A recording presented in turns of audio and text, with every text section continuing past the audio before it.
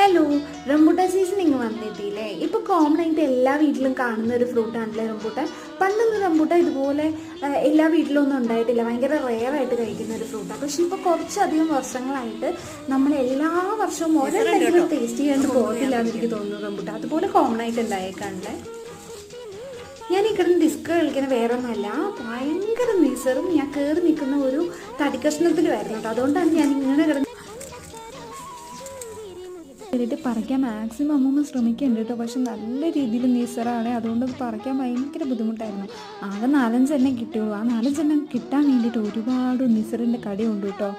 അങ്ങനെ ഞങ്ങൾ റംബൂട്ടാനൊക്കെ പറിച്ചു, കഴിച്ചു, അരുവിയിലേക്ക് നടന്നു. പാടത്തും പറമ്പിൽ കൂടെയൊക്കെ ഇങ്ങനെ നടക്കാൻ നേരത്ത് നല്ല രസം, നല്ലൊരു നൊസ്റ്റാൾജിക് ഫീലായിരുന്നു കേട്ടോ.